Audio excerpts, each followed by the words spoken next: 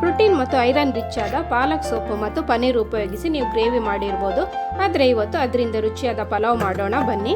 ಒಂದು ದೊಡ್ಡ ಕಟ್ಟಿನಷ್ಟು ಪಾಲಕ್ ಸೊಪ್ಪನ್ನು ತೊಳೆದು ಪಾತ್ರೆಗೆ ಹಾಕಿ ಮುಳುಗುವಷ್ಟು ನೀರು ಹಾಕಿ ಮುಚ್ಚಿ ಇಟ್ಟು ಇದನ್ನು 2 ರಿಂದ 3 ನಿಮಿಷ ಬೇಯಿಸಿಕೊಳ್ಬೇಕು.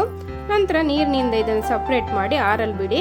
ಆರಿದ ಮೇಲೆ ಮಿಕ್ಸಿ ಜಾರಿಗೆ ಹಾಕಿ ಫೈನ್ ಪೇಸ್ಟ್ ಮಾಡಿ ಪಕ್ಕಕ್ಕಿಡಿ.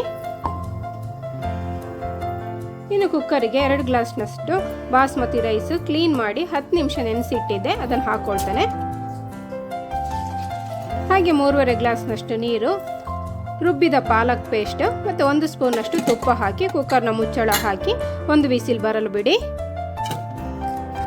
ಈಗ ಮಸಾಲೆ ತಯಾರಿಸೋಣ. ಅದಕ್ಕೆ ಬಾಣಲೆಗೆ ಎಣ್ಣೆ, 2 ದೊಡ್ಡದಾಗಿ ಕಟ್ ಮಾಡಿದ ಈರುಳ್ಳಿ, ಶುಂಠಿ ತುಂಡು, 6 ಬೆಳ್ಳುಳ್ಳಿ ಎಸಳು, ಗೋಡಂಬಿ ಹಾಕಿ ಚೆನ್ನಾಗಿ ಫ್ರೈ ಮಾಡಬೇಕು. ಫ್ರೈ ಆದಮೇಲೆ ಇದನ್ನು ಆರಲು ಬಿಡಿ.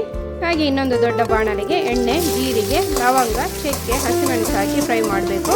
ಹಾಗೆ 1 ಟೊಮೆಟೊ ಕೂಡ ಹಾಕಿ ಫ್ರೈ ಮಾಡಿ. ಈಗ ಫ್ರೈ ಮಾಡಿದ ಈರುಳ್ಳಿ ಮಿಕ್ಸ್ ಆರಿದೆ, ಅದನ್ನು ಮಿಕ್ಸಿ ಜಾರಿಗೆ ಹಾಕಿ ನೈಸಾಗಿ ರುಬ್ಬಿ ತರ್ತೇನೆ. ಇದನ್ನು ಕೂಡ ಬಾಣಲೆಗೆ ಹಾಕಿ ಚೆನ್ನಾಗಿ ಕಲಸಿ 2 ನಿಮಿಷ ಬಿಡಿ.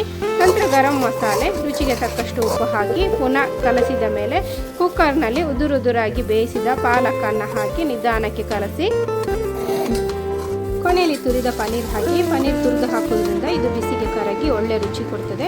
ಸ್ವಲ್ಪ ಮೇಲೆ ಕೆಳಗೆ ಮಾಡಿದರೆ ಸಾಕು. ಈಗ ಪಾಲಕ್ ಪನ್ನೀರ್ ಪಲಾವ್ ರೆಡಿ.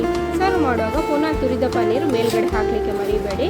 ನಿಮ್ಮಲ್ಲಿ ಯಾರಿಗೆಲ್ಲ ಪಾಲಕ್ ಮತ್ತು ಪನ್ನೀರ್ ರೆಸಿಪಿ ಇಷ್ಟವೋ ಅವರು ಪಾಲಕ್ ಪನ್ನೀರ್ ಅಂತ ಕಮೆಂಟ್ ಮಾಡಿ ತಿಳಿಸಿ. ಹಾಗೆ ಚಾನಲ್ ಸಬ್ಸ್ಕ್ರೈಬ್ ಮಾಡಿ. Thank you, bye.